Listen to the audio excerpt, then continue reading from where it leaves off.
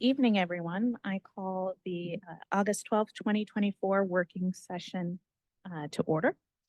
The Owen J. Roberts School District Board of Directors utilizes the working session process as a way to consider agenda items as one large committee for the purposes of discussion and debate in full view of the public. Time permitting, the committee chairperson may open the meeting up for public questions on items being discussed by the committee at this time. We are going to go directly into agenda item 2, the French Creek Elementary School 25-26 redistricting plan. Dr. Staff. Sure. Thank you, Mrs. Peterson. So tonight we have Zach Worthen with us from Power School. But before we have Zach come on and talk about his presentation, just want to spend a little bit of time for the reason that we're looking at this redistricting. And as many of you know, we are moving to the full day kindergarten program for the 25-26 school year. And as such, we had to take a look at the enrollments and the enrollment projections, more importantly, throughout the district. So we did engage with Power School, and this is a company that we've used for our enrollment projections before. We shared with them the direction that we were going with full day kindergarten, and we looked at our enrollments in each of our elementary schools and then the projections. So we spent a lot of time working with Zach. We've had a lot of meetings and iterations, and this is the first public proposal of what we're looking at as far as our redistricting. I don't want to steal Zach's thunder. We're looking at redistricting for one of our schools, just one of our elementary schools, which would be French Creek, but Zach will talk about that in his discussions. I do want to note this is our first presentation on this. We will also be doing a presentation in September. We will also be scheduling meetings at French Creek Elementary, the school that is impacting, to engage with the public and talk to them about our redistricting plan. So with that said, I am going to turn it over to Zach. Zach, welcome. Thank you so much. And just a quick sound check. Can you all hear me in the room? Excellent. Well, thank you so much for the introduction. It's a pleasure to be speaking to the Owen J. Roberts School Board and, of course, any community members listening and watching today. I am here today to talk about the French Creek space utilization. Just a bit of an introduction, if you would go to the next slide, please, about Power School's predictive enrollment analytics and myself. Just so you know a bit, I am, next slide, please. I am part of the Power School team. Of course, we are one of America's largest providers of cloud-based software. We want to make sure that you're extremely comfortable with the work that we've been doing. Of course, we're a very large company across the board, but we're also very proud about working particularly in districts like Owen J. Roberts to ensure that our global focus also aligns with our local sensibility and all of the work that we bring. Just so you know a bit about myself particularly, next slide, please.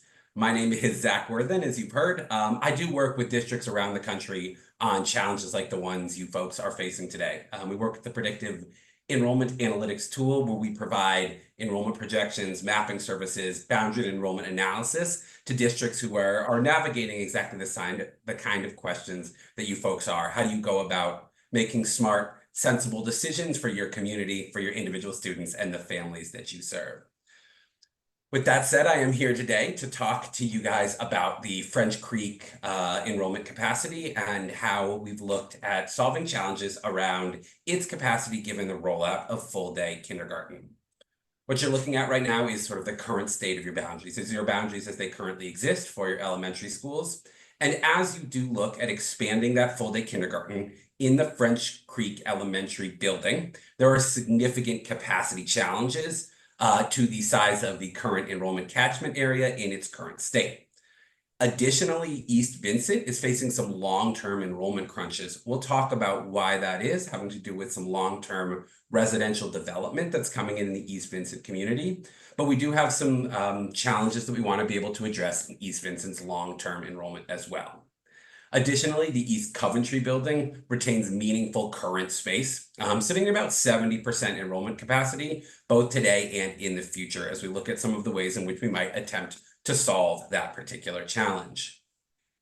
If we do move on to our next slide, what we can see here is the actual data around this. Now, fully understanding that data tables like this can always present a great deal of information to digest, I do want to highlight a few particular pieces. As we do look at the current state data tables, we can see North Coventry and West Vincent at the bottom are not schools that we're going to address in great detail today. Both of them sit at about appropriate enrollment percentages for the time being, and we really want to focus on the challenge at French Creek, as well as the opportunities for East Vincent and East Coventry. We'll notice that East Coventry, highlighted in green, retains significant additional room for capacity, both in the short order years projection in 2025, as well as in the future. Again, providing, as we might call it, that outlet valve for the French Creek and East Vincent buildings. East Vincent, as we can see, looks fairly comfortable in the short-term projection with 128 open seats in our 2025 projection. But we do want to highlight the challenge there in the long-term projection. And this particularly focuses around a large commercial development, the Jones Motor Tract, that is coming online in the coming years and may provide substantial Owen J. Roberts enrollment and challenges to that East Vincent building. The major focus of today's conversation is, of course, around the French Creek building. And what we can see is if nothing else were changing in French Creek, there might be a comfortable amount of room. A fairly full building, but still about 60 seats of open enrollment in the 650 student capacity today, and even a bit of additional growth there. But of course, the challenge here is that we're not talking about retaining French Creek and exactly its current alignment, but rather opening up substantial additional classrooms for that full day kindergarten space. We can see that we will not have enough room in the short or the long term to open those classrooms that we need and would like to see as we do move forward with French Creek housing the entire full day kindergarten program.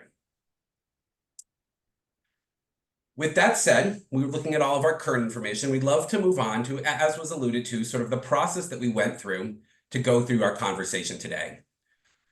So I do want to talk briefly about what those best practices in school configuration and grade alignment do look like. As was said, we've had substantial conversations to really ensure that the perspectives and priorities of the Owen J. Roberts community and staff were brought forward as we went through this challenge. And as we did look to realign the French Creek building, again with East Vincent and East Coventry, having some capacity and room for capacity balancing, we do want to make sure that everyone listening today understands those structures and inputs that guide the creation of our new school alignments. So of course, one of the main things we want to look at is stable and viable enrollment. That's of course why we're going to look not just at enrollment forecasts for a year or two, but that 10-year enrollment time horizon, ensuring that we're proposing solutions that work next year and into the future.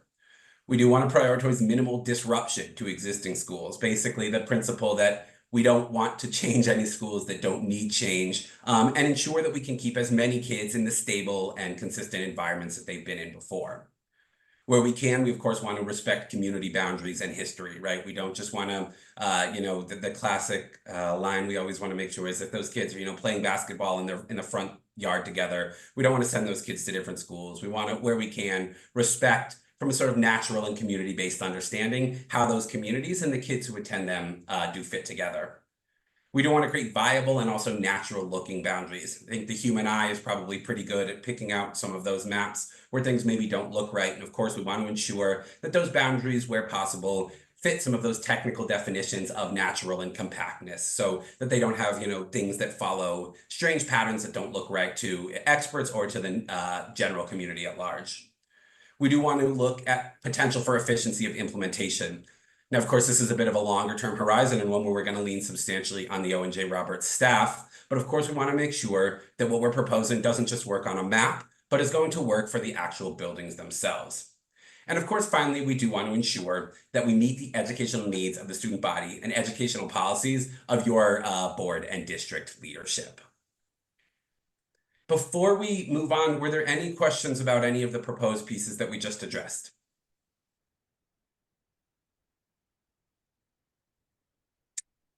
Hearing none at the moment, I do want to bring up our proposed elementary map. And what we can see here on the left is sort of those change areas, the two primary areas in which we're talking about relocating their school of assignment from one school to another.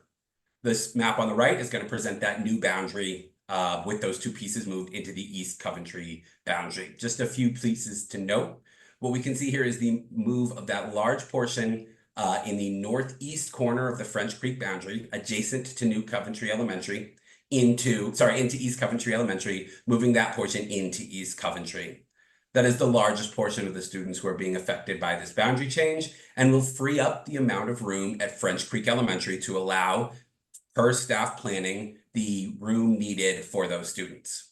The other portion of the change, as we can see, is that small triangle of land in the north of the East Vincent Elementary boundary, which is being relocated into East Coventry. As an important note about this, this boundary includes no current students. This is rezoned commercial area.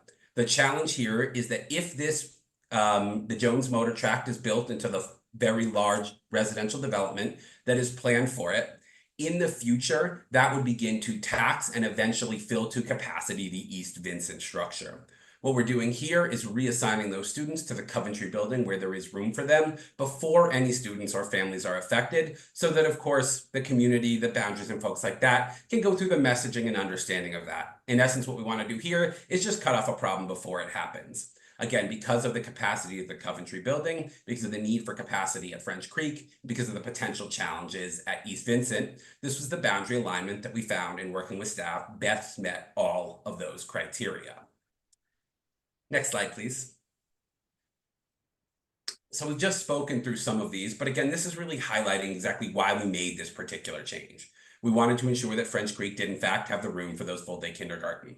That large physical boundary change, which is again north of Ridge Road and east of the Pottstown Pike, is itself a fairly self-contained community and is actually as close geographically and in proximity to the East Coventry building as it is to French Creek. Additionally, we do want to highlight that in order to make room at the French Creek space for full-day kindergarten, Owen J. Roberts has also proposed moving autism support classes from French Creek to North Coventry, where, as we saw in our current state mapping, there is appropriate room at North Coventry and appropriate space for the kinder at French Creek. We spoke about the Jones Motor Tract and the shift in assignment in the future from East Vincent to East Coventry. We do, of course, want to highlight that no current Owen J. Roberts families are impacted by this move, as nobody lives in that portion of the boundary yet. And of course, we always do want to make sure that we acknowledge that continued monitoring of that residential growth, necessarily an important variable, will ensure that those short-term facility goals at East Coventry are realistic, but ensure that long-term facility goals can be met as well to ensure the stability of that East Coventry enrollment. If we move on to our next slide, there we go. Our next slide, we can see that proposed elementary map data table. And again, what we can see here is the additional room in the French Creek Elementary building necessary to house the full-day kindergarten program. Additionally, we can see the changes to both the East Vincent and East Coventry spaces as we look at the potential challenges that each of them might face as we look at housing the Jones Motor Tract development. Again, within North Coventry and West Vincent, as best as we can, according to that standard of not affecting schools that do not need to be, we can see relatively little change to those, with the possible exception of some small tweaks to the overall enrollment at North Coventry due to the shift in those autism classes. One piece of information that we did want to share on a deeper level on our next slide is the grade-by-grade breakdown at French Creek. One of the primary challenges that staff wanted to ensure is that we weren't just meeting overall capacity numbers and ensuring that that fit in the listed description of the building, but looking at those cohort by cohort identifiers to ensure that we didn't need additional sections. As you folks will certainly know, sections means physical classrooms. And certainly the biggest challenge that we faced in having this conversation was ensuring that the physical classroom space would exist at French Creek. What we wanted to do is make sure that that tipping point number for a fourth section wasn't reached at too many of the different grade bands in the French Creek district. And of course, what we've ensured here is that, as you can see, in 2029 and 33, we're not going to be hitting that tipping point number at any of our K-6 classrooms, and in 2025, only at the upper grades. So again, what we're doing here is ensuring that we have the capacity, not just on a numerical standpoint, but on a section-by-section basis as you look at converting and using those classrooms for that full-day kindergarten purpose. And with that said, I will open it back up to folks in the room, to staff members for facilitation, and of course to members of the board for any questions you might have.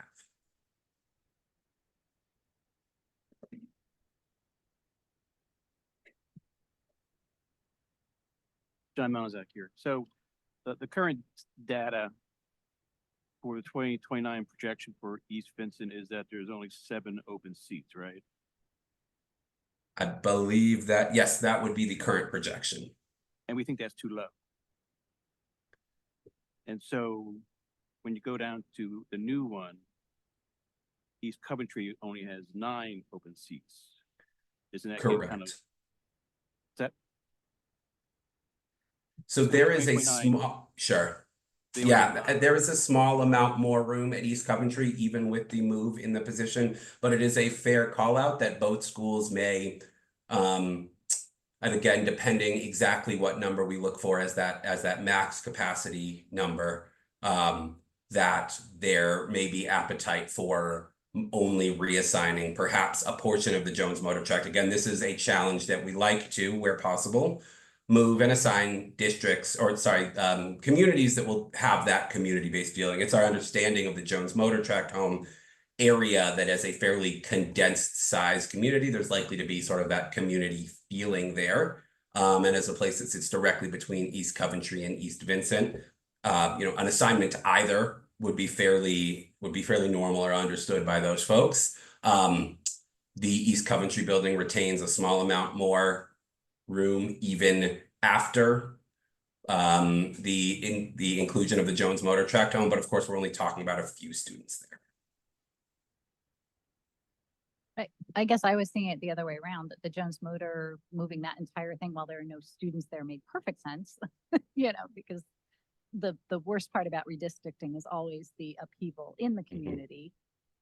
But why are we moving such a large portion of French Creek to East Coventry? Is that absolutely necessary? Because it also kind of leaves a very odd shaped section out to the east. Could we possibly consider moving less of the French Creek area over to East Coventry? So that is the smallest sort of natural and sensible community group that achieved the grade by grade breakdowns that ensured the challenges around classroom utilization space. Again, in conversations with staff, there were certainly other and even larger portions of French Creek that at one point or another were proposed for relocation. That was the smallest sort of contiguous, natural, proximate to East Vincent area that achieved the stated goals of the necessary room at French Creek for those kinder spaces. So there isn't a possibility of like a diagonal along Porter's Mill that would then kind of smooth out the French Creek boundary? Not sure if we actually have the enrollment there. When we sit down and we go through it, he actually shows us the number of kids and families on certain maps. So when we were looking at it, it made more sense. Because Zach, correct me if I'm wrong, are we looking at, was it like 67 students or something like that? It's less than 100. We originally were close to 100. We were looking at another section south of Route 100, but then we said we didn't need that. So I believe this is it 67? Yeah, that's approximately the number of kids we're talking about moving out, yes. Do we know the number of students that we anticipate, what the forecast is for the students who would be in the Jones Motor Tract? Yeah, so again, we do have enrollment projections for the number of students who would exist within Jones Motor Tract itself. Those are projections based on what we've seen from the student projections itself, and what we are looking at for the Jones Motor Tract in terms of the overall projects. And if you give me just a moment, I can pull up that exact number. But we are looking at approximately it looks like about 100 to 110 students across K-12. So probably 60 to 80 students is the long-term projection that we have for the Jones Motor Tract.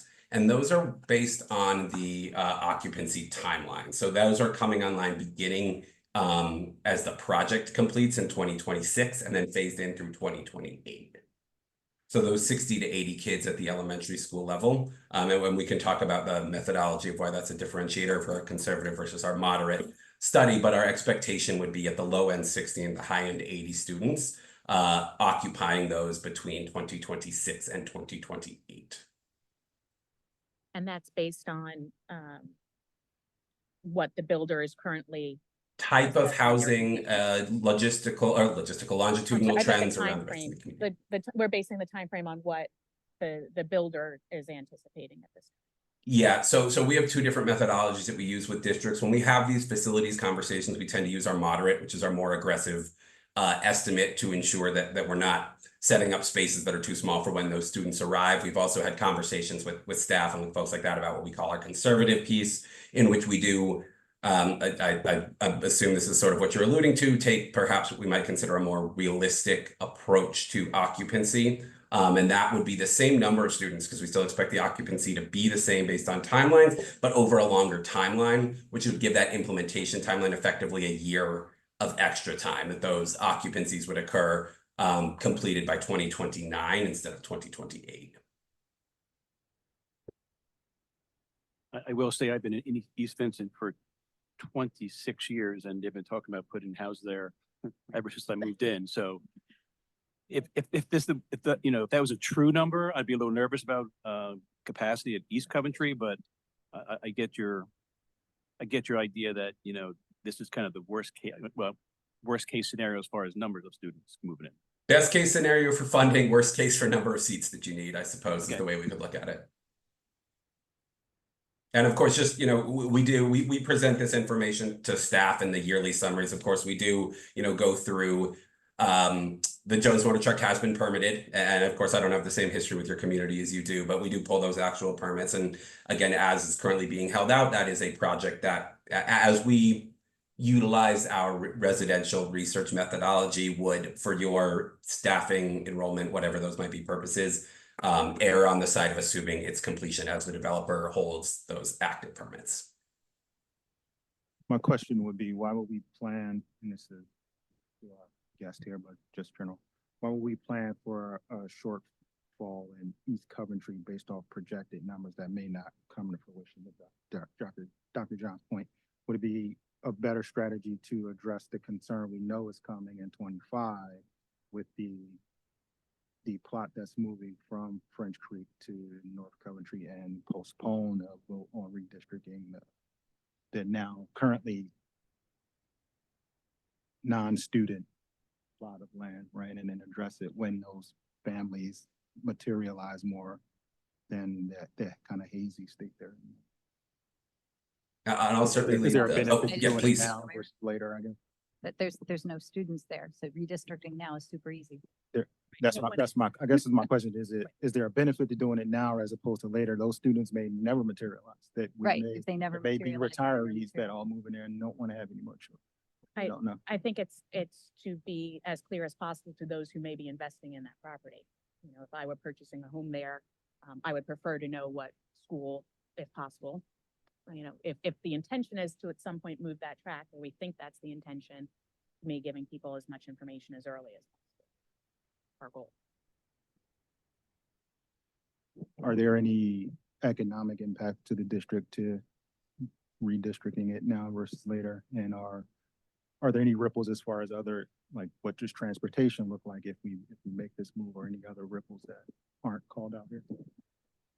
Yeah, I don't believe there's any additional expenses, but I would look to Mrs. Crumrine for that. And I think, and that's a good point, because, I look at that too, as far as that, the projection, with East Coventry, and it makes you think, are you moving one problem to another school? So that is somewhat of a concern, but I'm looking at it two ways. We have a short-term problem at French Creek Elementary School with our enrollment. So this does help with that short-term problem. One of the things, and again, we could talk about this, maybe we don't make a total commitment about Jones Motor Freight. Maybe as we look at these numbers a little closer, maybe there is some way to say maybe half of Jones Motor Freight goes to one elementary school. Again, I'm just throwing it out. This is our first discussion around it. But as Zach said, East Coventry, I know that year 2029 projection, that's a little scary when you're looking at a 9 as far as the capacity, but then our overall projections look like they're moving down. So that goes from 9 then to 38 open seats in 2033. So, yeah, it's something when I was looking at the presentation that it was a concern looking at it, but I think we are addressing that short-term issue at French Creek. And I think if we're looking at 10 years out, we're looking at a worst case scenario according to the projections that we have here. And like Dr. John said, who knows, maybe Jones Motor Freight doesn't come to fruition, and then we don't have to worry about it. I think East Coventry has the ability to make more classrooms. There's some space that's kind of open and could be built on.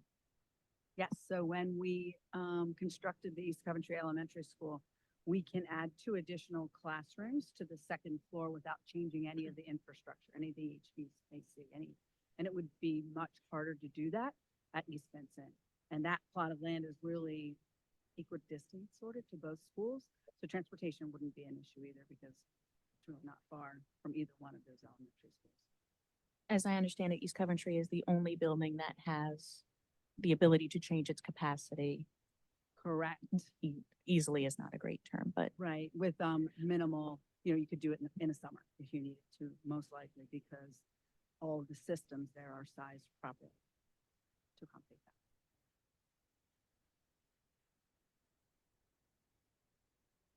Can we just reiterate about French Creek?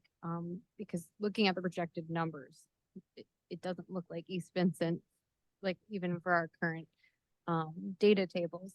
So can we just reiterate why we're making the move?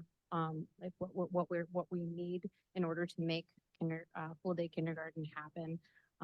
Because looking at those numbers, they're not much different at French Creek than some of the other schools. Sure, I can answer that. When Mrs. Crumrine and I did the tour of the buildings, we looked for the schools to each have room for 4 sections at every grade level, including kindergarten, knowing that if it's full day, that's 4 rooms. Currently, we use French Creek a little bit differently from the other elementaries. We have more specialized special education programs there, and there are not as many small classroom spaces there. It's an older building compared to East Coventry or East Vincent, where we have some more of those small classroom spaces. So we are using full-size classrooms for all of the children who are enrolled at French Creek. And it is necessary for us to move enough students in order to make room for everyone in all 5 schools for full day K. So we already have made the commitment to move one of those special education classrooms to North Coventry, and we are in need of another classroom space. So the other consideration for this is we want a redistricting plan that is stable for minimally 7 years. We don't want any single family to have to move the same child within a 7-year period. So we are, as difficult as it is to be talking about students who aren't in our residence right now, that's part of our thinking with this, is that we don't want somebody to have to move twice. And so we are actively looking for additional spaces at French Creek and a plan that works in all 5 of our schools over a 7-year period. But we do have 2 versions, the original presentation and the revised presentation. And in the original, it looked like there was a shortfall at French Creek, and in this revised one, that shortfall has disappeared. Is that correct? So actually, it's the enrollment at French Creek is listed on all of our documentation as 650.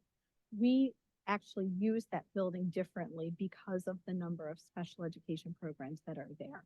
But the actual enrollment capacity that's on the architectural documents, everything in our business office is listed as 650, which is why we wanted that in the documentation for tonight. Right, but then that makes the proposed data table make it look like French Creek will end up with a lot more extra capacity than any other elementary school. And we know, given how we're currently using that, that's just not the case. As I said, we're using full-size classrooms for all of our programming that's in the building. And I'm just saying it's very difficult to understand that from the way that the data is laid out here. So it definitely needs, I think, some additional Maybe we could put in the back. explanation when trying to explain it to another person. As a note, there's a difference between architectural capacity and practical capacity. And I think that's what we're seeing here. So perhaps a note about the practical capacity added would be helpful. or perhaps a note of number of classrooms available and number of classrooms in use. Because when we look at the French Creek numbers, all classrooms are in use, even though we may not be at the capacity of human beings in those classrooms. Agree. Of course, if you ask any principal, they will tell you they're using every classroom. Of course.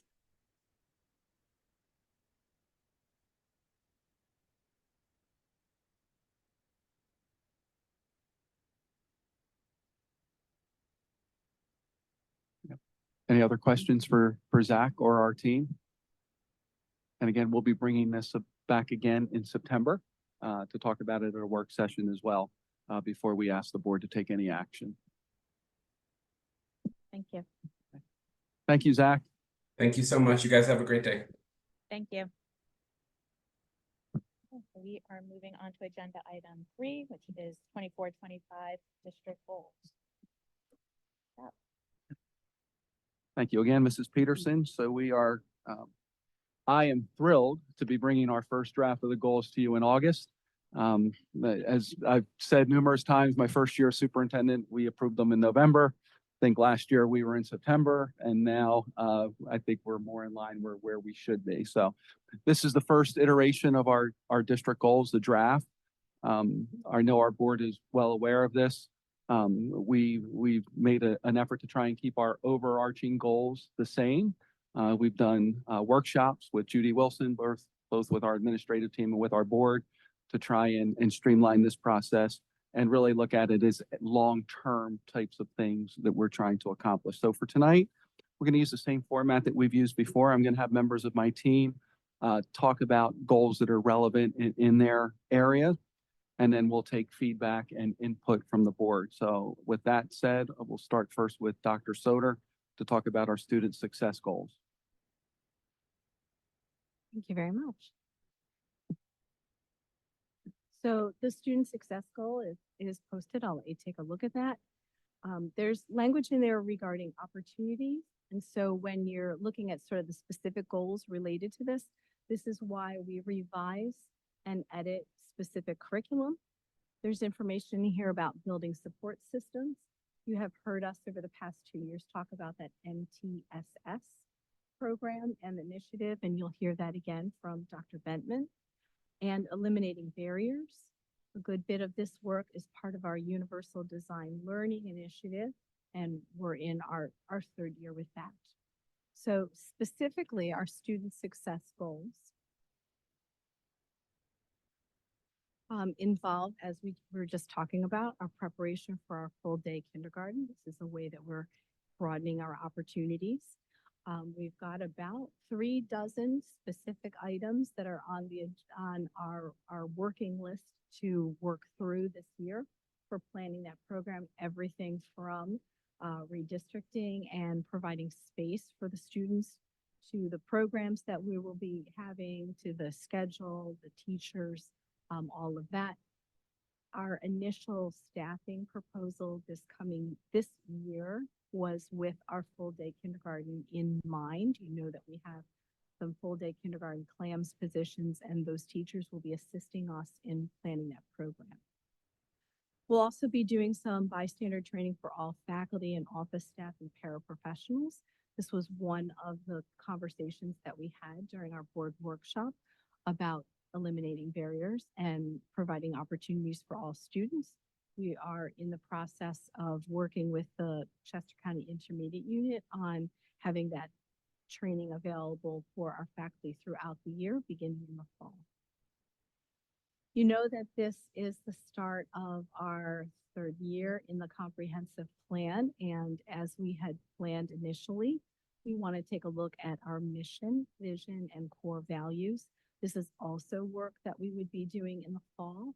This will involve a committee of students, teachers, parents, community members, and administrators to take a look at updating our mission, vision, and core values. This morning, our new teachers began induction, and we actually brought this up that if any of them had an interest, they could be part of moving us forward with a new mission, vision, and core values.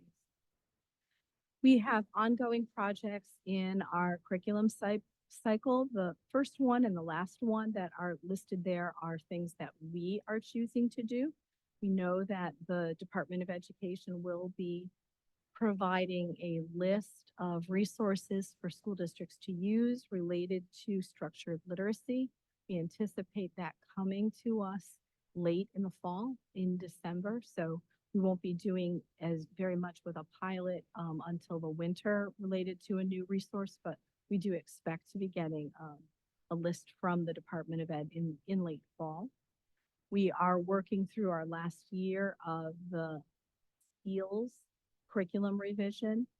So this is when our new units of study will be implemented in K through 12. Had the most work with this K through 8, but there are changes as well for the high school. Part of our regular revision cycle is 7 to 12 social studies and our technology education. Very important that we take a look at that tech ed curriculum because our students are moving into secondary, having had more experiences in their STEAM classes at elementary. And so we want to be sure that what we are providing for them in middle school and high school is appropriate for the new skills that they've had at elementary.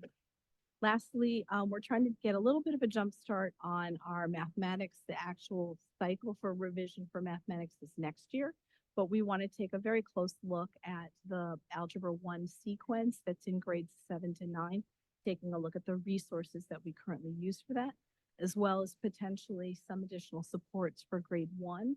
We don't necessarily have the staff to do that, so we're taking a look at some whole school or whole class supplemental resources for grade 1. Moving forward, we are continuing to monitor our student data. We do that with AimsWeb, with Linkit, with the PSSA or Keystone, monitoring that assessment data to provide tier 1 instruction. That's the instruction for all students throughout the year. We take a look at the interim assessments and plan instruction based on that so that we can be prepared for the state tests in the spring. The Universal Design Learning, I mentioned that earlier. This is planning for the variability in our classes. So this is when teachers are taking a look at the students who they have in front of them, recognizing their instructional differences and planning for that.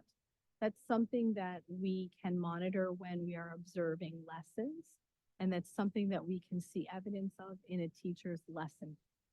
So I had a question regarding that Danielson rubric. That's the rubric that's used when administrators come into classrooms and evaluate teachers in an observation, and that has language that's related to the Universal Design Learning.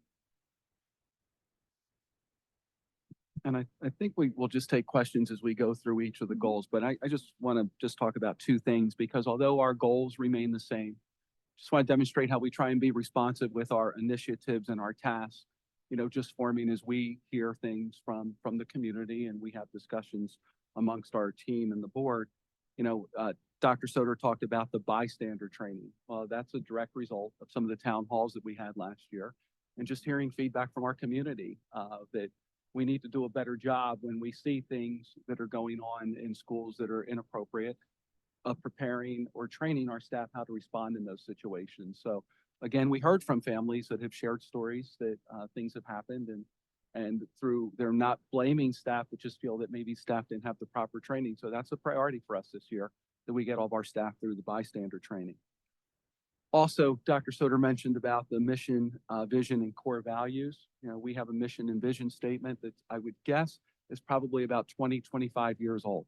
And I think it's time, and a lot of people do, I think it's time for us to take a look at that. And, you know, we've done a lot of initiatives in this district, and we've done a lot of things around, you know, student wellness and belonging. And I think it's time for us to take our vision and our mission, just put our money where our mouth is so that we're doing the work that's aligned with our mission and vision. And we're really focusing on kids. So that is a new initiative this year. I think it's long overdue, but I'm excited to engage with our community and our board to have a mission and vision that's going to drive the district forward and one that everyone will know. And although we've done the community forums, last year I went and did listening sessions for all the faculty. And that was some of the feedback we were getting from the faculty. We need a united vision and mission for the district, which I do think we need. So we're excited to engage in that work. So those are just two areas that are new under that goal. And then the other initiative and tasks were pretty similar to what we've done before. So sorry, that was my little spiel of some of the new things, but now we'll open up for board questions. So question about the bystander training. So way before COVID, we had that for the staff. We had it one time, and that's all I remember. So you did say something that piqued my interest. You said ongoing. And even though we don't like to repeat things again and again, I think it's like having fire drills again and again, so that God forbid, everyone knows what to do. So I think it's so important to have the bystander training and to remind everybody later on in the year what they learned with bystander. So thank you. My initial plan with our representative from the intermediate unit was for an in-person training in the fall, an in-person training in the spring, and a remote training in January. Something like My question was related to the UDL. So it's monitored through lesson plans, but are lesson plans only seen when teachers are observed? Necessarily, it's just that the work of UDL is done during planning. So for example, at the elementary level, frequently the grade levels do a lot of common planning in the morning and they have the instructional coach with them. And so the principal may even be in the room when they are discussing that. But when you observe a lesson and you ask for the lesson plan, there should be evidence of that in the lesson plan. You should see in the classroom that accommodations are being made to the students. So it's a good source of evidence for UDL. So that's the elementary school, but how about the high school? Same when you visit their But their classes. They don't have that kind of common planning time where they would see each other's Not- lesson plans. Right, not necessarily. That might happen during a department meeting if they're working with, if they have the same class. Not all of the departments have teachers that have the same courses. It just depends on the department. Last question. Does every teacher get observed every year? So you'd see. There is a supervision cycle. So non-tenured teachers are observed every year and tenured teachers are on a cycle for that. They have directed supervision when they are observed, they have collaborative supervision, and they have self-guided. And they need to rotate among them as part of the cycle. Okay. And at any time, an administrator can visit a class, and at any time, a teacher can be moved on to directed supervision. I'll ask a question holistically and it'll probably be the same question under each grouping. Do you feel and your staff feel that these goals are reasonable and actionable, first of all? And then your measures of success are reportable and achievable, right? I want to be ahead of the curve, like a few years back now where we got to the goal end of the year and we said we accomplished our goals, but there was really no weight behind it because we couldn't say we were aiming for X and we got Y, right? It was more vague. So are we comfortable that we are able to manage these goals and they are achievable, first of all, and that our measures of success are observable and reportable to back to the community? I'd say it's a great question. So some of these are specific to the professional development, for example, the bystander training. So I would like that to result in a change in in classroom situations. Having not started that and having not seen how our faculty would be responding to that training, I can't answer your question just yet, but that would be the goal. There's an actionable and measurable part of each one of these. Just might not be able to tell you that one until we get started. Well, I guess I took your question, Mr. Chester, to mean more about like when we get to the Ameswood link with PSSA, like we've set very specific reporting requirements as part of our goals in the past, and we're letting go of that this year. We're kind of inserting a layer of trust there that, within each building, the principals are going to be doing that monitoring, reporting, et cetera, instead of raising it up to the board. So is that kind of where you were going? Yeah, and that's part of it. And even if with Dr. Soder's response, even if something new, like the upstander training or newish, you can still set a measurable goal of 100% of the staff engages in it, and then see kind of in the future years, we can say, okay, now that we've all had at least a basic introduction, here are the kind of changes we kind of want to start measuring against. But at least initially, those hard kind of metrics are definitely what I was asking. So, I mean, great point, because during our first year of universal design learning, it was really a professional development goal, whereas we're in our third year now, we're looking for a change in the classroom. So, but to your point, Mrs. Munson, it's always the desire to have the students be as successful as possible. You're always looking for that 100% proficiency. And so, for the interim data for Ames Web for Linked, those are tests that we monitor throughout the year. And when students are not meeting that benchmark, that's when we're providing additional instruction. So yes, to your point, even though you're not necessarily seeing all of the data throughout the year, that is absolutely what's going on during our data meetings. And to that point, I had a conversation with Mrs. Sabo. We'll be doing the same thing that we did last year. We'll have a data workshop for our board in October to review the spring data from last year, as well as that initial fall data from our interim tests. And then we'll do that update in the winter where you can see the winter interim too. And there's also something that I've been struggling with personally, which is that I love all that data. I love seeing the results of the test. And yet I recognize in watching one of my children go through the educational experience that the result of all those tests for him undermined his sense of self.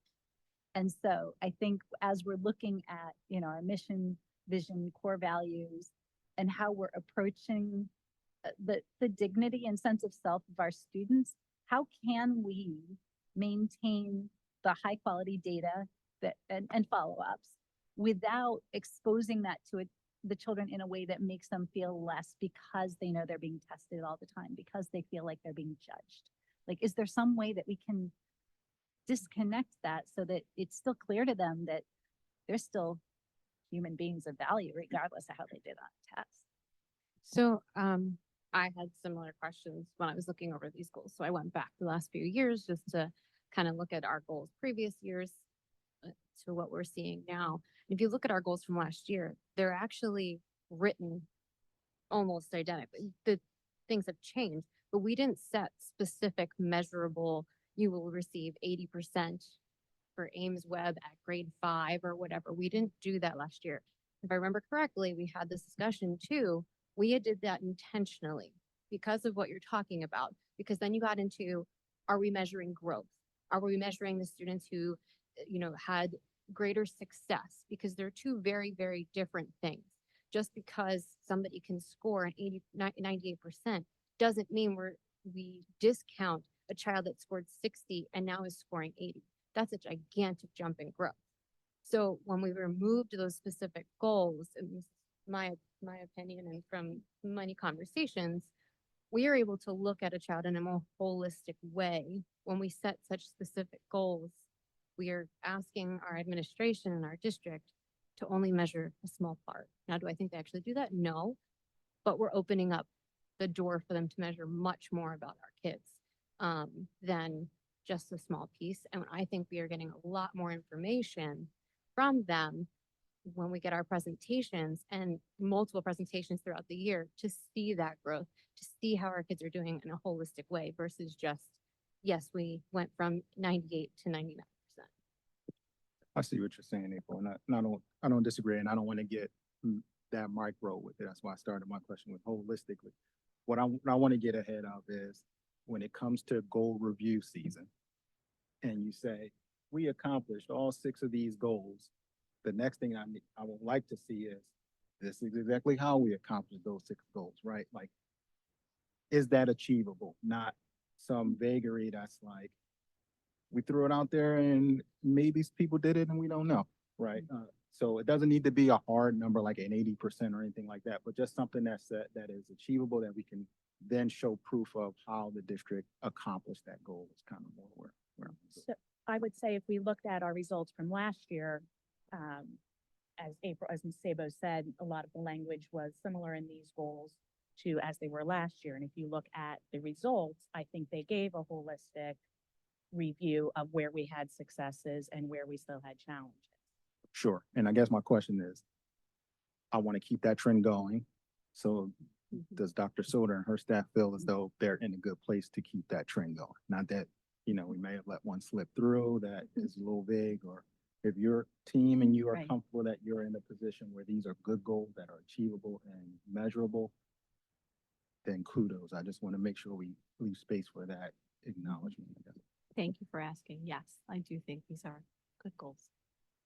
Want to just go back to the bystander training. What's the time frame for that training? And could you define it for like people listening that may not have ever heard the term before?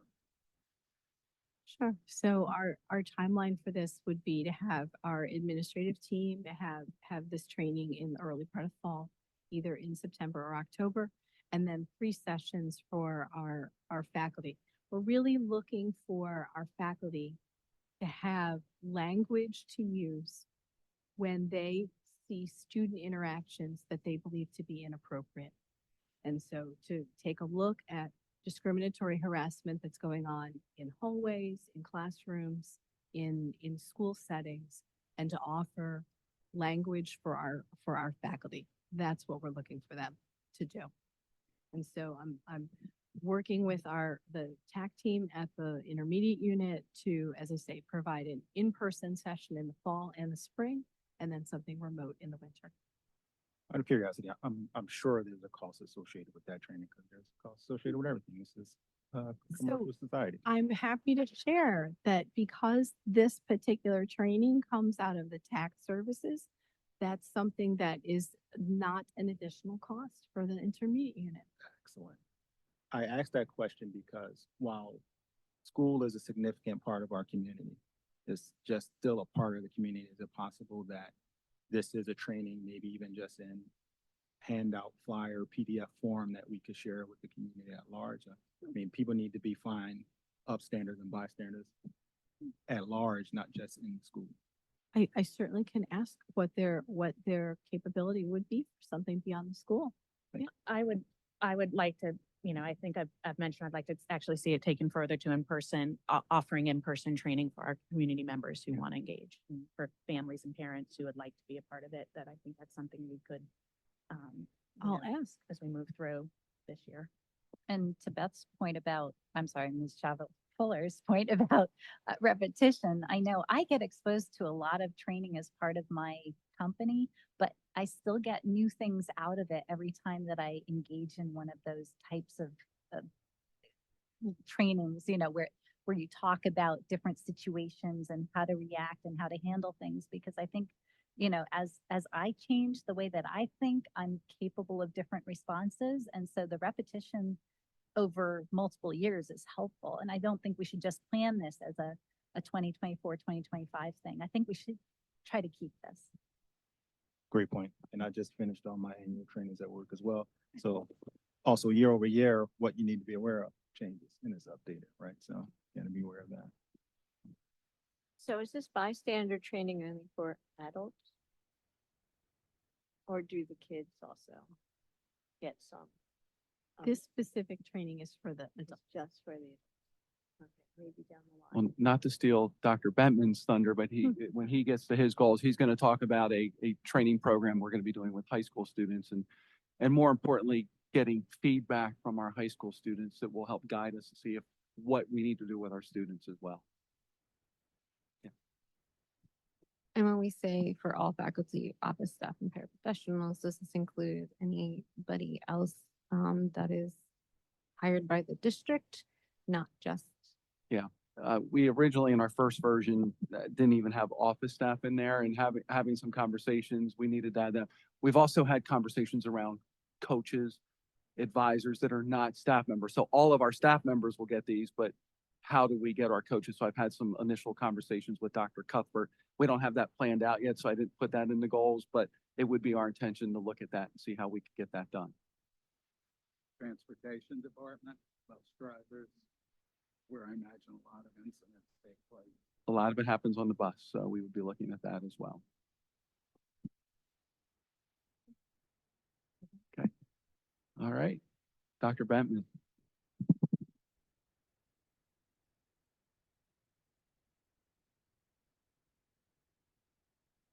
All right. Hi, good evening, everybody. I have the pleasure to go over the student well-being goals for the district this year. Just a couple quick points. We're going to focus on relationships and the environment, and that's going to be an important piece as we move forward with our goals. We want children to feel safe, supported, and comfortable. We want their dignity to be recognized, and we want them to overall be successful in our school. To spend a lot of time here, and we want them to be happy. Go ahead, next slide. So we set the goals up based off of really work we've done the last couple of years, also information and data that we've have had able to collect over the time. And you know, it's important that we not only take a look at the data, but like let's act on it and let's create new measurables that will support our students and our staff. So first and foremost, number one is our mental health comprehensive plan. So we are going into year 3 for our comprehensive plan, and like training wheels on a bike, they served a purpose for some time, but now it's time to kind of take the training wheels off and go and dig a little deeper. And you know, our goal is to take a look at the buildings and be at a building level support for this. In the past 2 years, we've taken a large group, anywhere between 9 to 12 staff members, to the CCIU, and we're providing professional development, speakers, and things like that. It's important that we take a look at time and how we're using that time. So I connected with the IU, I connected with University of Pennsylvania and the leaders from both, and I've been able to thankfully help create a little bit of a different type structure where we're spending less time at the IU, but more time with our building levels. And so at the high school, the middle school, and the elementary school, we kind of have three different goals or measures of success, if you will. Really excited for the high school to move and switch this flex model. They did it last year and they piloted it for a little bit of time. And what I've heard from the administration and from some teachers that it was successful. It builds in school student choice. It builds in time for students to regroup. It builds in time for them to have touch points with teachers that they may need to have touch points with, or different other groups of people in their day, maybe not just academics, but possibly athletics as well. And it provides a model that students have, once again, choice. And that's a flex model too. It can change at any moment in each day. So I know that Mr. Kohler will definitely get some good subjective feedback on that model to see how the kids like it and to see if they feel like it's successful. So that'll be a good measure, and also a measure from the staff to see how it's going for them. At the middle school, we're really looking at a good amount in this area. Mr. Stoltzfus, one of his building goals is really the MTSS and the mental health supports, specifically at the tier 1 level. And that's what we're looking at right here, looking at fidelity of the social emotional learning program that they use. They're going to spend some time with that and really take a look at how that's being implemented and seeing what adjustments can be made based off of how that's going. They use a program called Second Step. They're going into their second year. Really, they just had a pilot year as well prior to year 1. And they recognize that there's some areas that they can look into there. So there's a committee ready to go at the middle school, and we're going to prioritize our mental health consortium comprehensive planning this year at the middle school. The goal is at this point to include Mr. Stoltzfus in that process and the middle school. They have a really solid MTSS team that we're going to move and help develop through that with our mental health consortium. So we're looking forward to that at the middle school. And at the elementary schools, we have the installation and continuation, either one, of PBIS practices. So each school is at a different spot. And so they're not all in the same area. And I know that they want to focus on some different things. So they have they have autonomy in their own individual buildings, the 5 buildings, for PBIS practices. And the goal would be to measure that at the end of the year to see where what they've done and what PD they've put in place, or with their staff, or what changes have occurred, or where they're going in the direction. Like I said, they're all in different areas of that. So really looking forward to that. I think that'll provide some consistency across the district with PBIS, which is something I believe new moving into this year. Moving into The next goal here would be the MTSS. So we're continuing the integration of MTSS. This is, if anything, a 3 to 5 year plan. We're probably in like year 2 at this point. It will take some time to get to where exactly we want to be moving forward. We are moving our MTSS plan and information, or kind of our strategic plan, into a Google Sites page, which will be a live website, not only for staff, but for parents as well. We're actually going to matriculate the mental health comprehensive plan into the MTSS Google Sites. So right now it is like a PDF document that we update, but we're actually going to put the Mental Health Consortium plan underneath the MTSS Google Sites, because really the big umbrella here is MTSS, and things fall underneath that. Continue the process of procedures. So continue to look at assessments, and that there's a connectivity to Dr. Soder's goals. And that connectivity is very important, specifically with MTSS, and the documentation we're going to use as we continue to build that MTSS Google Sites page. We have our MTSS coordinators, 7 of them in each of the buildings, and the collaboration has been strong. They've met quite regularly over the summer. Super proud of that team under Dr. Schneider's leadership, meeting over the summer to kind of continue that progress that we've had with MTSS. And finally, we are going to create a district-wide MTSS committee. We did work under Katie Novak last year through her course, and we want to keep those wheels turning and that momentum going. So as we get into September, we're going to start to formulate a district-wide team to keep that going. Go ahead, next slide. So we're going to move into discipline practices and interventions and strategies. This year, our goal, and we will have an electronic discipline referral system that every building will be using. So that will take place, and principals and assistant principals will track discipline data through an electronic referral system. So the referrals go in electronically and are taken care of that way in that process, which allows that data to be incorporated into our MTSS meetings.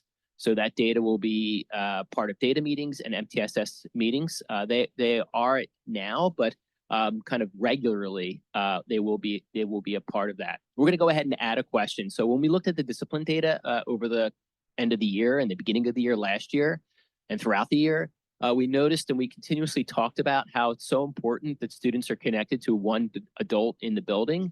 Is there an adult in my school whom I trust to help me if I'm needed?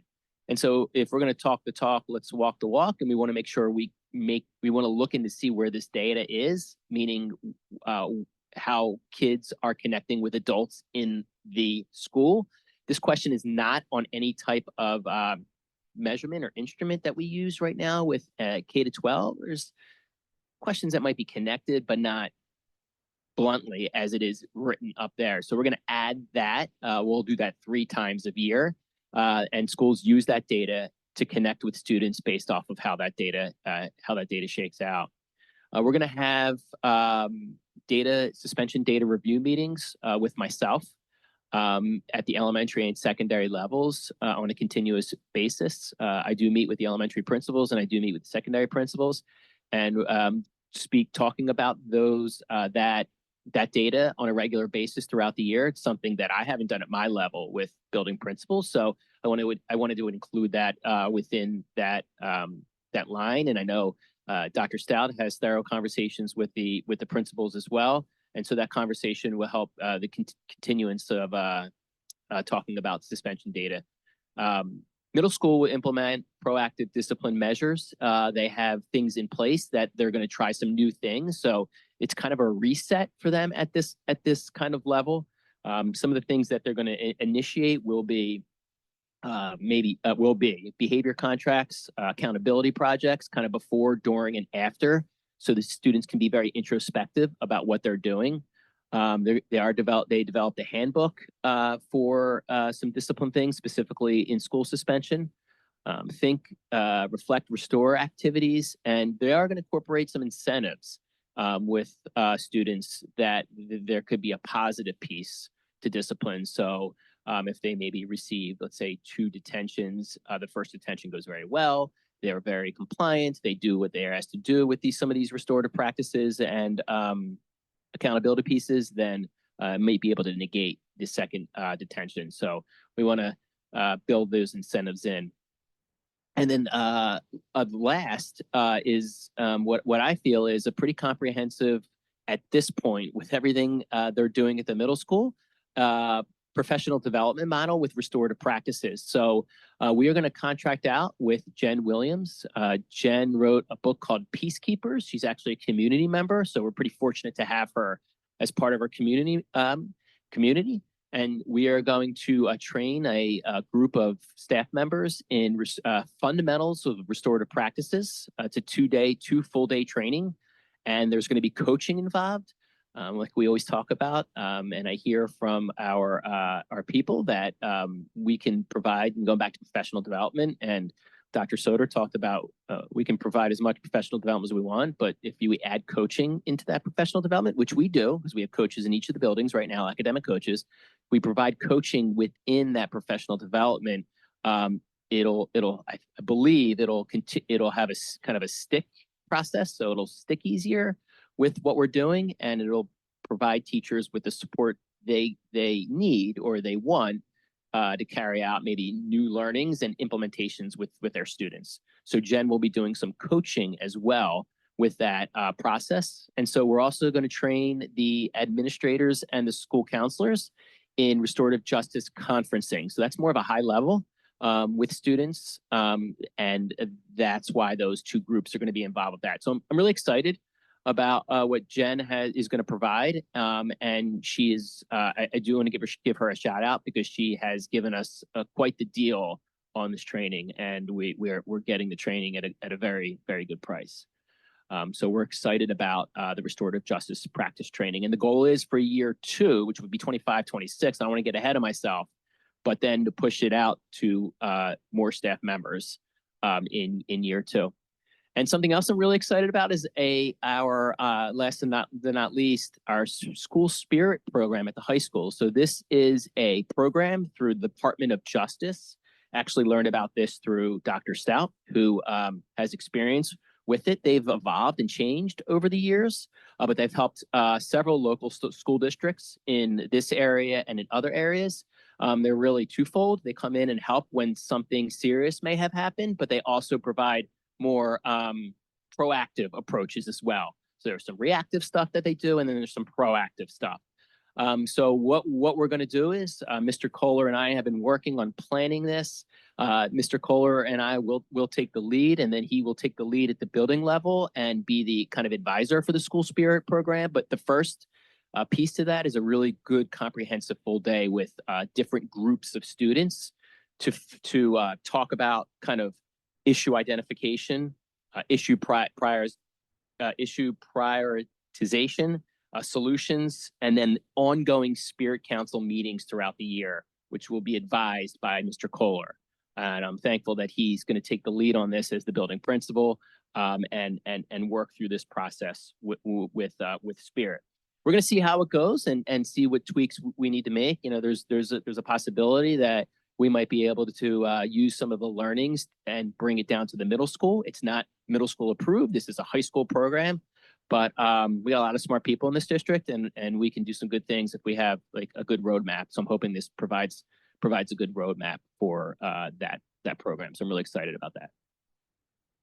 I had a question, Dr. Ventman, on the restorative practices. So this isn't an implementation year for restorative practices, correct? It's a training year. Well, I think it's both. I think it's definitely training, and with a smaller group of people. I don't have that exact number off the top of my head, but we're talking probably less than 15, less than 10 for each of those two trainings, the conferencing and the fundamentals.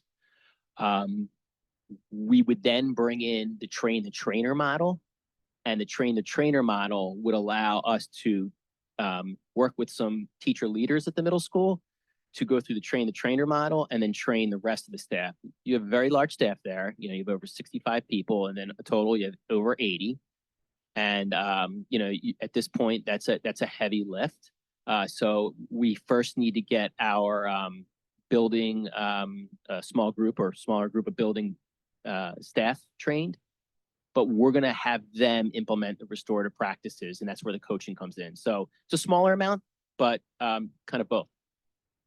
Well, will any students experience restorative practices? Yes, the answer to that is yes. Yeah, and I would just add, Jennifer Brinson, the middle school assistant principal, went to Pittsburgh for a comprehensive training and workshop on that. And there are some things that we're putting in that are going to be restorative in nature. Now, we are going to be doing the professional development with more staff, but one of the things that Dr. Bettman mentioned earlier, I think our discipline program in the past has been more punitive. And we really did not have that reflection piece for the student to really go back and reflect on my behavior. And how can the student also restore? You know, obviously staff needs to work on it, but what can the student do to restore the relationship as well? So we're adding some of those components that are going to be at the beginning of the school year. I'm really excited for these, things, Dr. Bettman. These are a lot of things that I've been kind of pushing the district to move forward in for some time now, and it's exciting.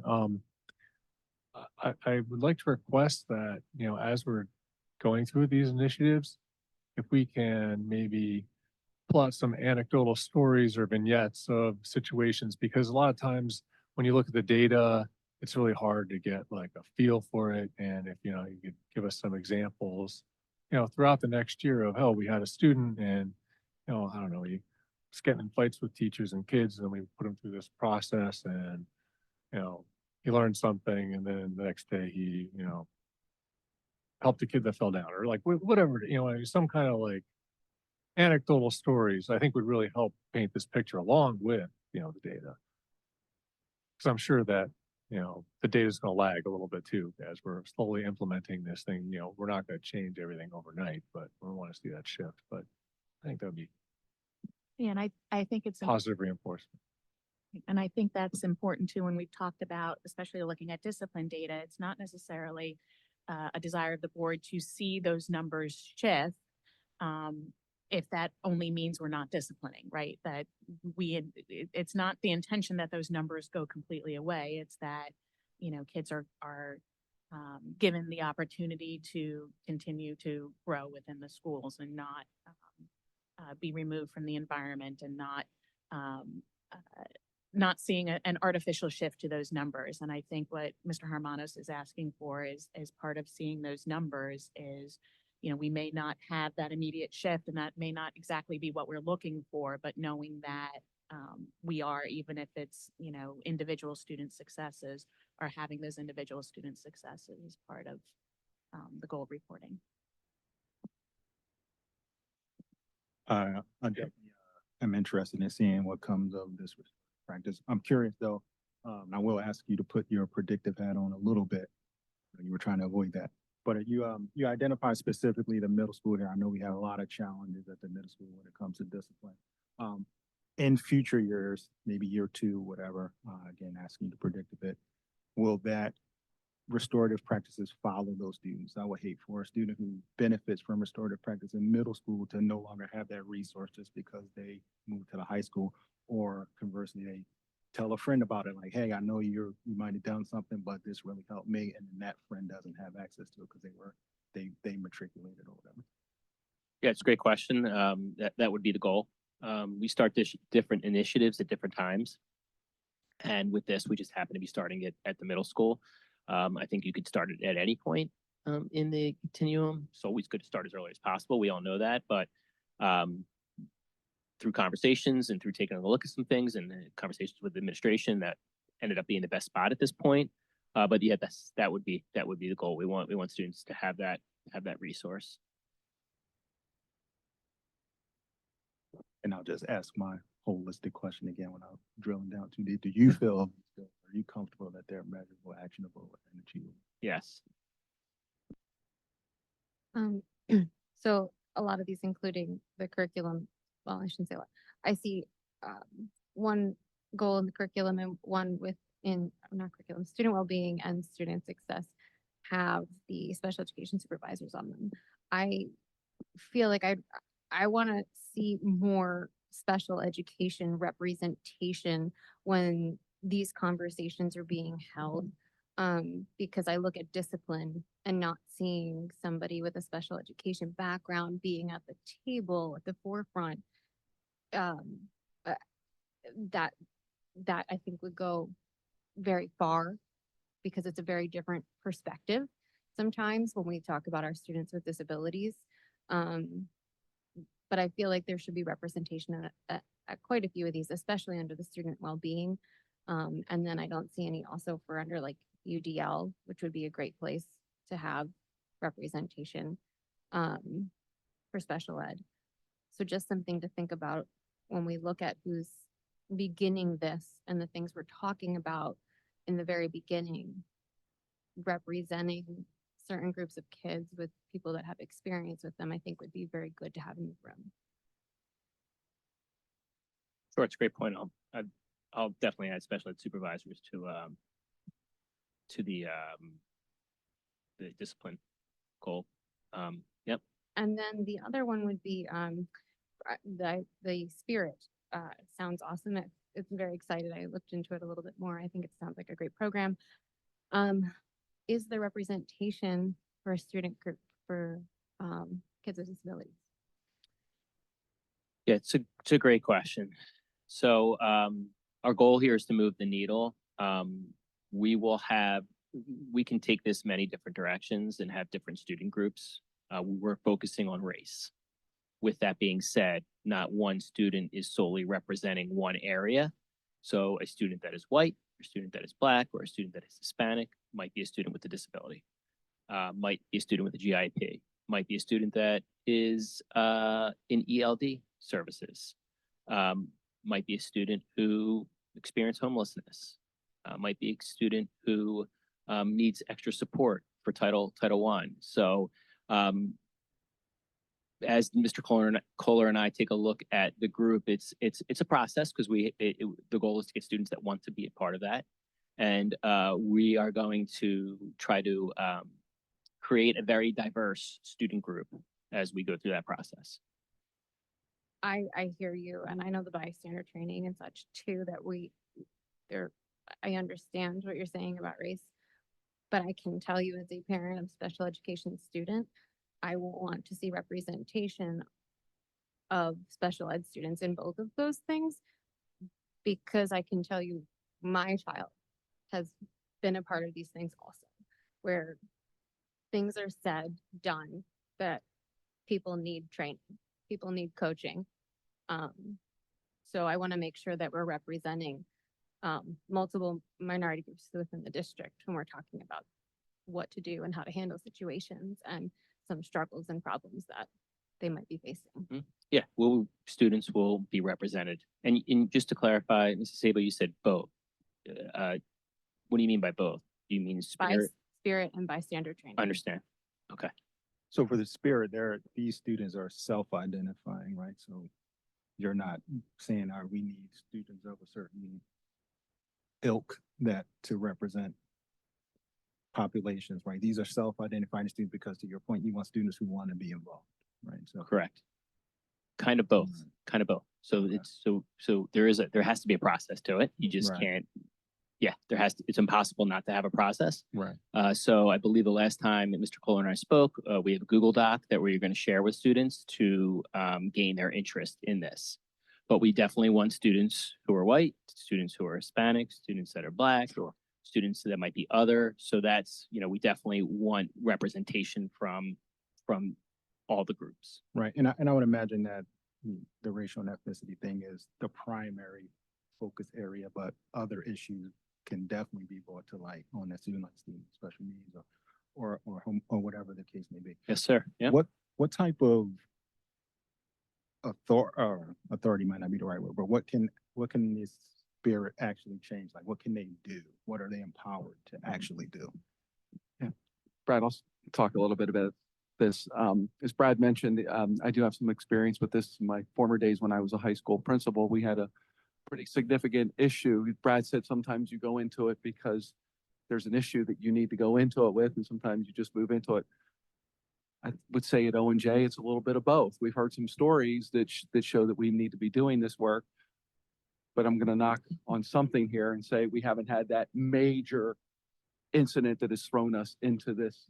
So, but I had a situation where we had a major incident that threw us into this work, but the work that gets done is the facilitators come out that are highly trained from the Department of Justice. And then they're working with the students in these groups, and they're getting feedback from the students on the student issues and what they're experiencing. And what comes from that is a detailed report that is then shared with the principal. And then there is a team of these students that comes together, and it's a small, I call it the Spirit Board.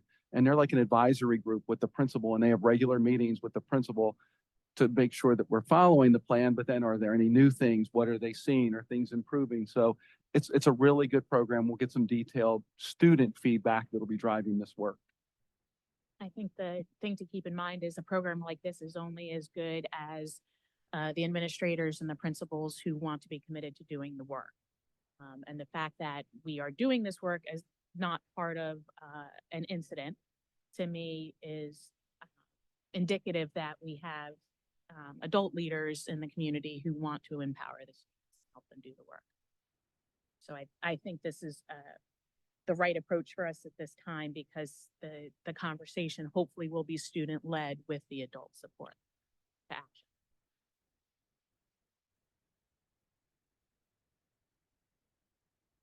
All right, well, one more voice of enthusiasm about everything. I think this is a great plan. But I saw that, where was it? Integration of a live Google Sites MTSS page for staff and parents. I think this is great, but MTSS, it's just not very catchy. How, I'm wondering, how would a parent know if they want to go read that page? And is there, like, can we, I don't We know, have ask Michael Rodriguez. to help us brainstorm or something? Right. And Yeah. I'll just leave that there. I'm not Yeah. asking for a resolution, Understand. just kind of bringing it up as Sure. I can see it being an idea or a problem, that we'll have that information out there, but parents won't know to access it because MTSS is just not a term that we encounter in our daily lives as parents. Thanks for the feedback. This is exciting work.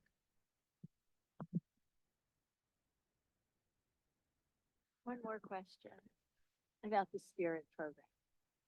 So you said you've seen this done in your district. So if it's multi-year, do the students who are chosen or who choose to be in this group, do they become leaders for the next year? They are, and then, correct. So if they're underclassmen, we'll have some underclassmen. They'll continue to serve in that capacity. And then the goal would then be bring new students into this group and continue to do it. Yeah. Yeah.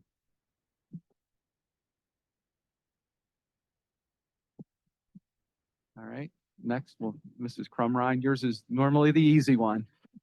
Well, that's a really hard act to follow, I will say. Normally, you notice I said, Oh, my goodness. So, yeah. So anyway, the infrastructure excellence goals for the district for the next year are really, as Dr. Stout said earlier, a continuation of projects and goals from prior years, really just the development of those and seeing those through to fruition. Always focusing on allocating and prioritizing our resources that support student success and their well-being. Flip to the next page. So continuing along the line of the 10-year master facilities plan, just chunking it out a little bit. We had a whole plan that the board received this winter. We're soon to be starting the West Vincent traffic pattern. We're waiting for one more township approval. That will get completed this year. We are beginning the process of engaging design professionals. So, we're issuing requests for proposals for engineers for French Creek so that we can begin that work next summer. We'll be doing the design of the traffic pattern improvements at that elementary school and relocating the soft and hard play areas. So this is mostly facility construction related, and hopefully that will be completed then next summer. And then the larger item, it's not larger, but it is the main campus or the secondary campus master facility plan. We do have an RFP out on the street right now for architecture. architect design professionals to begin the road of design. So you've seen a large schematic plan related to those improvements. This will actually, when we bring this to the board, and we'll do it in phases, and we'll probably have interviews, and it'll be a very involved process to make sure we get the right architect. But that will be a year-long designing process that will involve many facets of the community, the staff, many different building representatives and the board as well. So those are our goals this year related to the 10-year master facilities plan. And then jumping down to the budget, really developing a general fund budget, which does require the approval of the board for the 25-26 year and 3 years out, because we want to make sure we're looking in the outlying years. We're not just focusing on 1 year at a time. Whatever plans, whatever programs, items that we're instituting, that they're sustainable. So we want to make sure those things are sustainable and that we are doing it as close to a zero tax increase as absolutely possible, and definitely within the Act 1 index. We're really planning to follow the same process we have in the past, making sure we're bringing all of those pieces of the budget, starting with the student enrollment projections, on up to the board and to the public.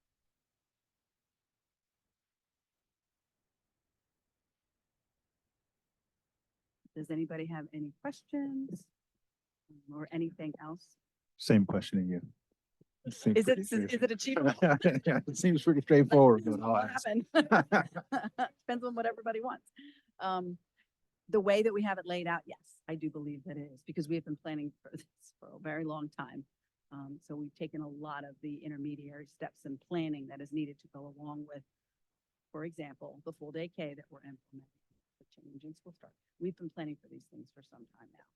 So I think we're well on the road to be able to achieve these goals. Yeah, and I just think that's the strength of this section. It's not very long in terms of words, but it is so thick in terms of the work that was done to get it to this point, and I'm really enthusiastic to see what comes of it this year. We're excited too. Jackie, one question, it's not related to the goals, but I know we had discussion of board leadership. You know, the state budget was just passed and went through, and there's some additional funding that we received as a district. Can you just talk a little bit about that in the Absolutely. process? The state budget was very favorable for education this year, K-12 education in particular. The Owen J. Roberts School District will be receiving approximately $636,000 more in state funds than we budgeted. So there's a portion of that is the regular education subsidy. There's another portion that is for special education subsidy. I did put this in a board line, so hopefully you all have those details. So just to be specific about that, an extra $243,000 in basic instructional education subsidy, that for the way that the formula was implemented this year. The special education will be receiving an additional $170,000.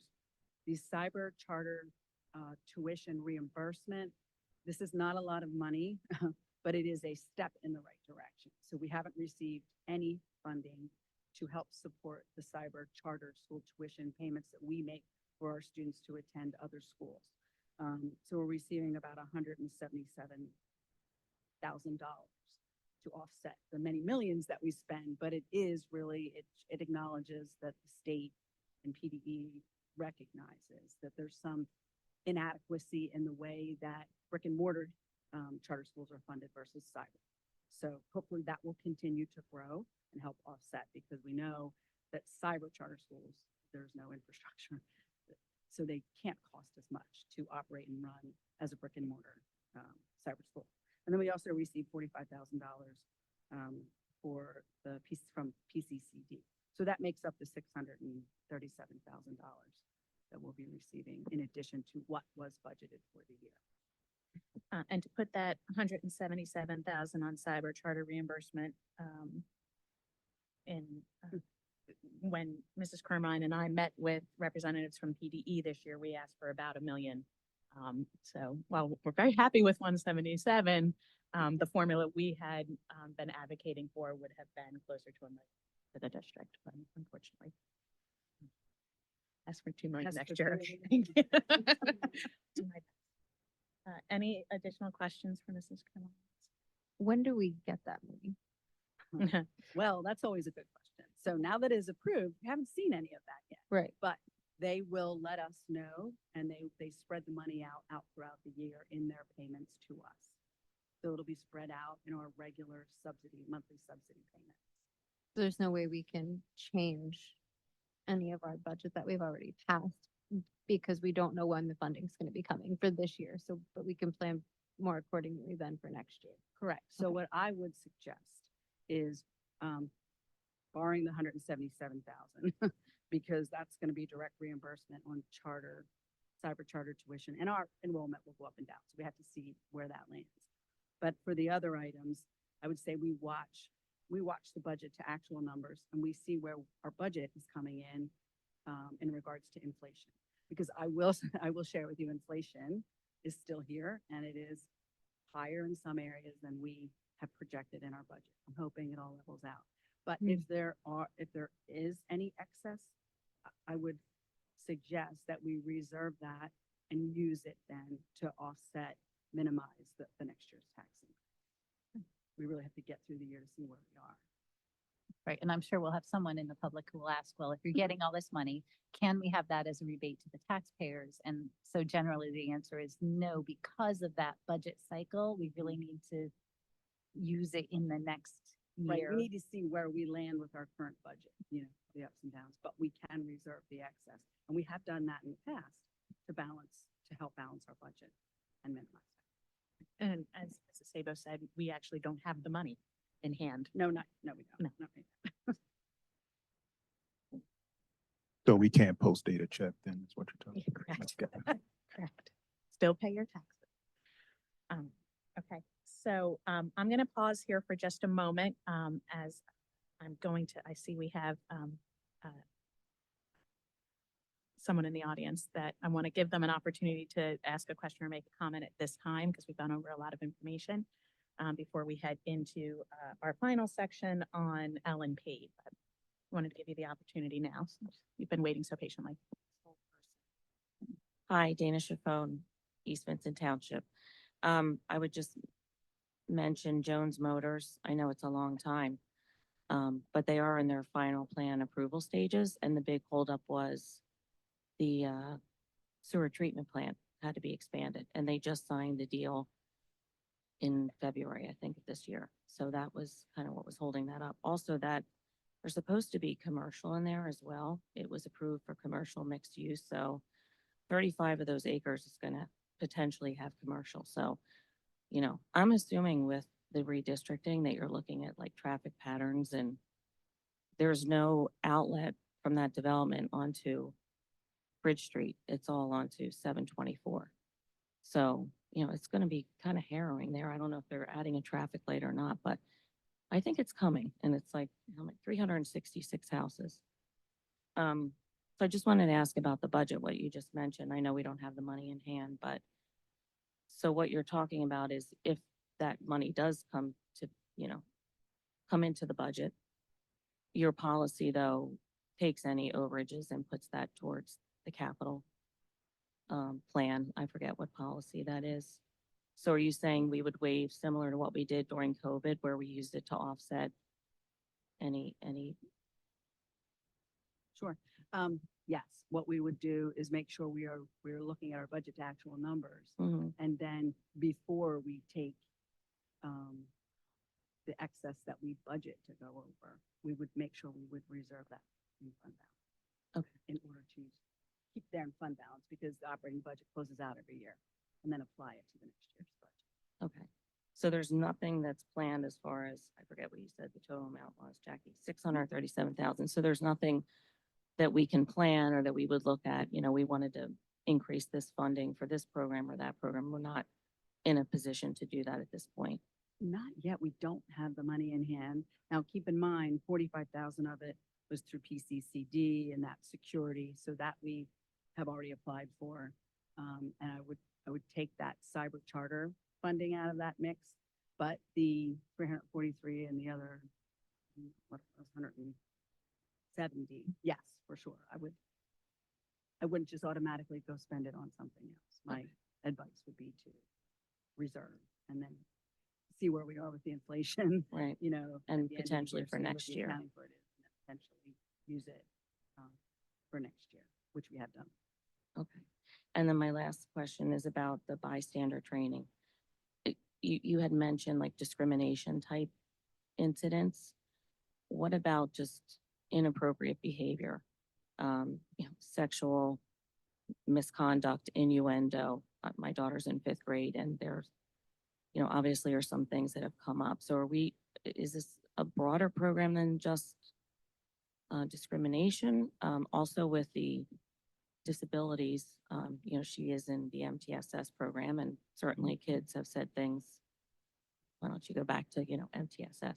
So, there's like a whole breadth of things I think that maybe we're talking about, but I did hear specifically discrimination, which a lot of these things may fall under, but some of the inappropriate language and innuendo it's pretty upsetting as a parent, of course. And it is broader than simply discrimination. Yeah, and it's really, we do, for school safety, we do a lot of, we'll call them tabletop activities where you're just planning for something that can come up. And I think through this bystander training, it's running staff through scenarios of things that they may see and giving them strategies for how to deal with it. Okay. Because I don't think it's that our staff does not have the intent to intervene, but sometimes I think they just see something and like, I don't know what to do. And we want to take that away so that folks know how to respond.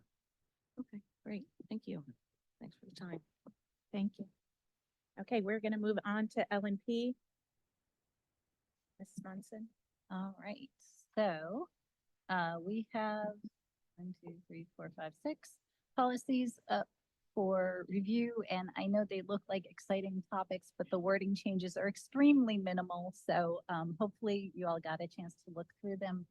I will point out, just for anybody who's looking at the entire list, policy 222 and 323 are not the same policy, even though they have the same name, because the 222 is the student section, and then the 323 is in the staff section, and that's why they appear to have the same name, but they're not actually the same policy.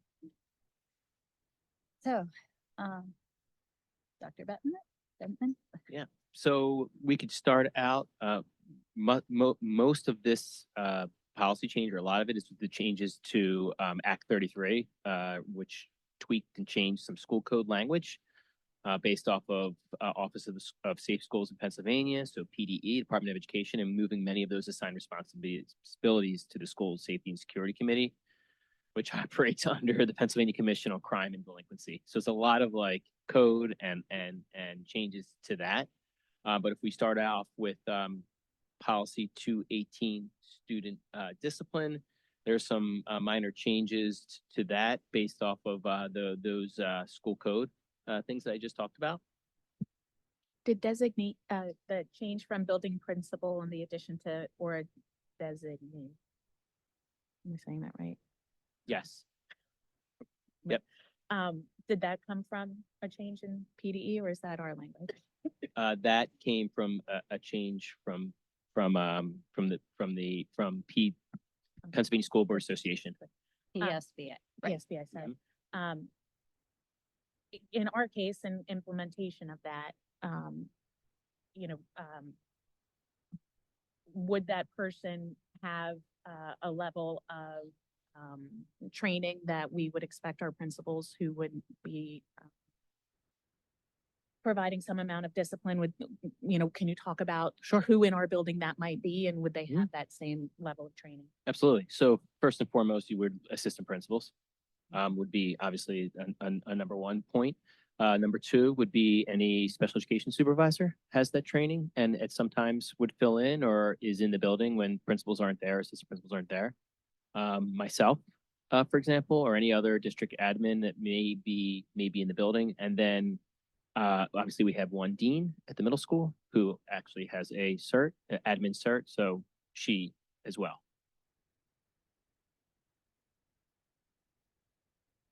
Any other questions? 218. All right, moving on. And I would just point out to everybody that you'll see the same changes throughout a number of these, so we may as well just do all of our I think, voting at the end. Is everybody okay with that approach? Go through it. Great, thank you, Mrs. Munson. So student discipline weapons, some changes, local police to law enforcement agency, based off of who's involved at that moment and who's got jurisdiction over the school's property. As you know, we have local police departments and then state police that take care of French, and the high school and the middle school. And then a kind of a bigger line at the end of 218.1, in accordance with federal law, possession of discharge of a firearm in and or within 1,000 feet of school grounds is prohibited. Violations shall be reported to the appropriate law enforcement agency. So this is related to student discipline and weapons. So that was added as well, which is a very good add. Right, I guess, we don't currently have any sort of sports teams that discharge firearms, right? Do schools in Pennsylvania have sports teams that They do. use firearms? They do. We, How is that they, handled? they do. It's a great question. In fact, yeah. Some of the more rural districts, there are pictures of like sporting clubs where students are holding firearms. Completely different. I don't know how that's handled, to be honest with you, but But we don't. here, currently we don't have any of that. Situation in our district, okay. No.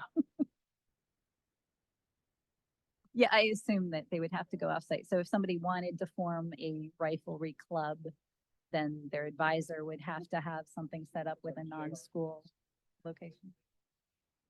Oh, okay. All right. So does anybody have any follow-up questions or comments on that addition? So I see, like, so we have the two for staff and for student for tobacco use. So do we not have that same designation for weapons or anything like that for staff versus student? We do actually. So we have in policy in the 800s or 900s, we have information about possession of a weapon on school grounds, which is prohibited. So adults are not supposed to have weapons such as firearms on school grounds. And a gun is a part of the definition term of a weapon within the policy. So anytime there is an adult that has an obvious weapon on the premises, that's not law enforcement, that does, it's not an armed police officer or state trooper or even one of our folks, they should not be on school property with that. But PSBA did not recommend any changes at this time to the wording of that policy. Correct. And that policy is any adult, not just staff. That is correct. I can look up I didn't print it out, but I can look up the language. Oh, that's fine. Word line's fine. Do have it in an email, but I can look it up if you want. Okay.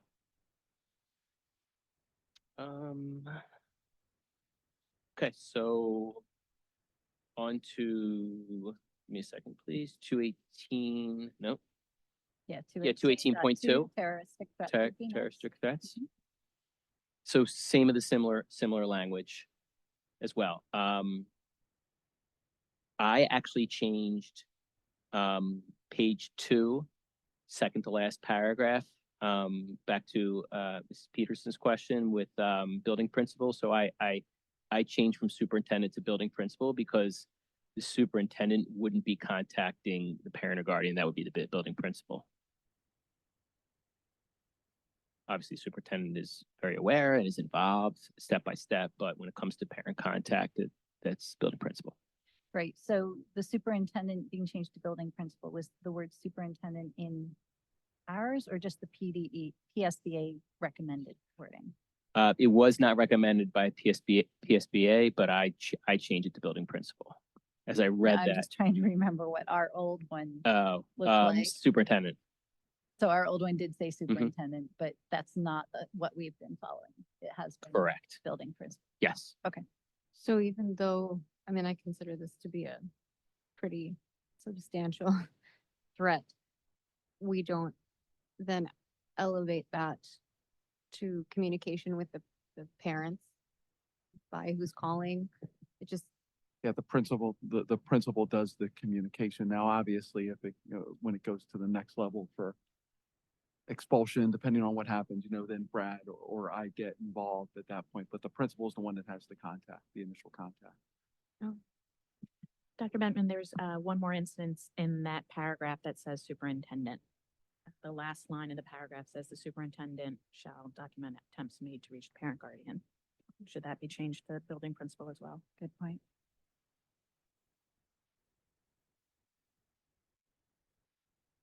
Yes.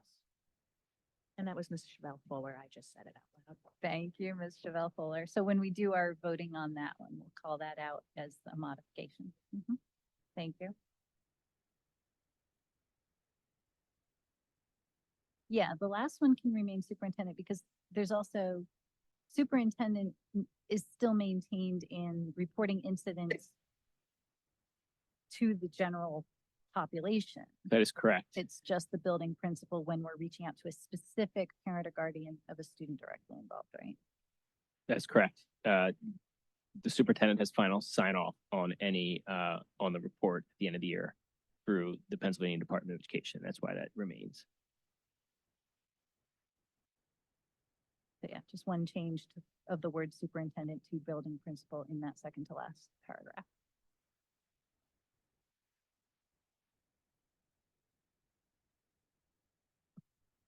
Any other questions on this policy? All right, moving on to, Yeah, policy 222, tobacco and vaping products, the student. Yep. home. so some changes here. We have the language. It's been in all of them, but more notably on page 2 up top, there are some new language there. So number 1, a product that has been approved by the United States and Food and Drug Administration. So this exception shall be governed by the board policy relating to medications. So at any time we have a conflict in any type of tobacco product that might be prescribed by a physician, we look to the board policy on medications. And then, And yeah, in this and the other tobacco one, it looks like they've removed the reference to a branded name Juul, which I'm in favor of. It didn't make sense to me when they first put that in there, but I thought maybe the lawyers had a specific reason.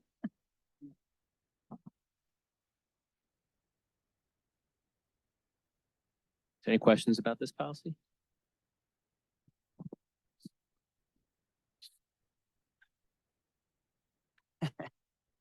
So, when I went to pharmacy in veterinary school, we didn't have medical marijuana discussed. I assume kids are prescribed medical marijuana, so I assume they have to go to the nurse's office to do whatever. It's actually off-site. Offsite. Our nurses cannot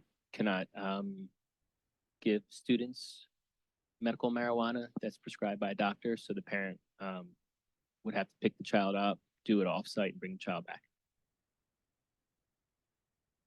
Which I don't think is happening at this point in any of our buildings. Now, it has come up in conversations that I've had with parents, very rare, but yeah.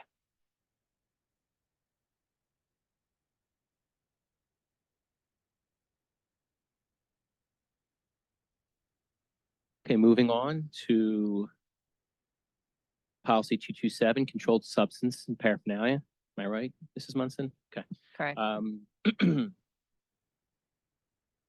So changes to this policy as well. Take a look. Kind of some minor changes. We have some language once again. This policy, most of these policies were reviewed recently. This one was reviewed less than a year ago, as I'm sure many of you recall. Questions about this one? And finally, 323, tobacco and vaping product, not finally, I'm sorry. Yeah, finally, tobacco and vaping products. Same, very, very minimal change here. I should say minimal green, but there are some Juul and e-cigarettes, as Mrs. Munson mentioned, and terminology that now it's kind of all in the same, where it used to be more separate.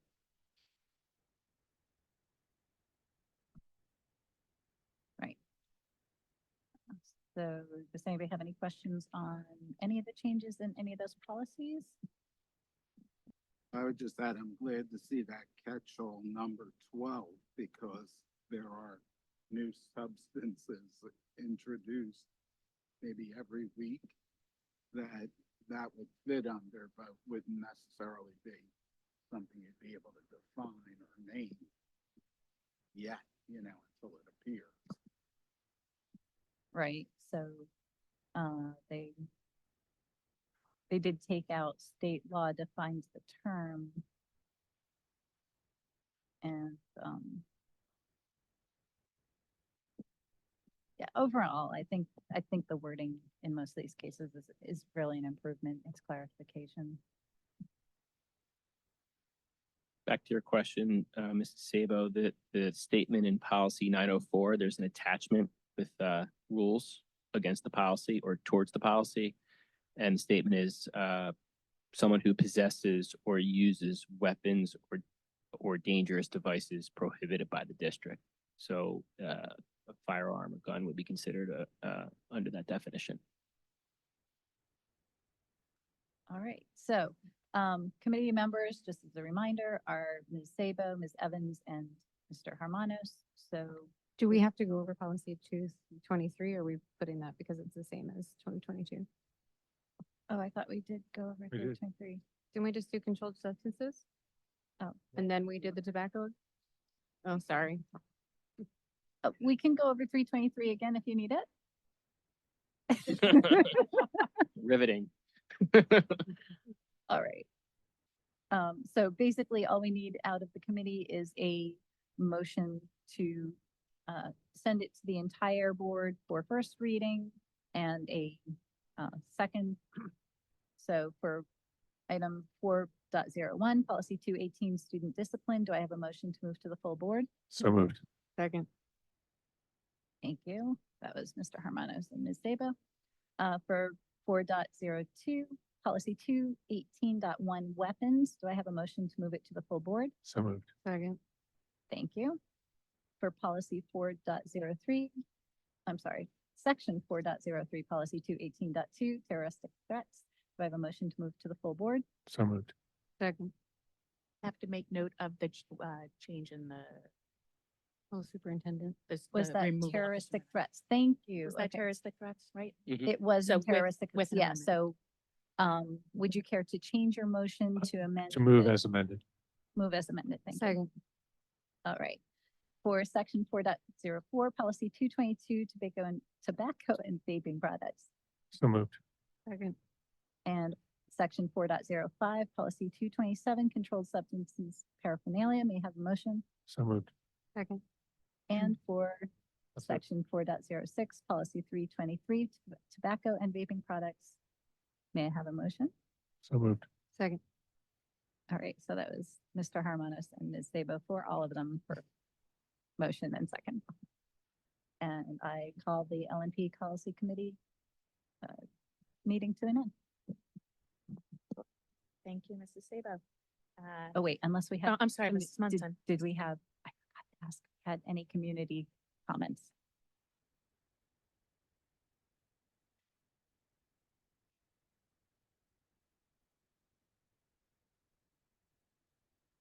The LNP policies? Okay. Then we're gonna have to hold that one. Thank you.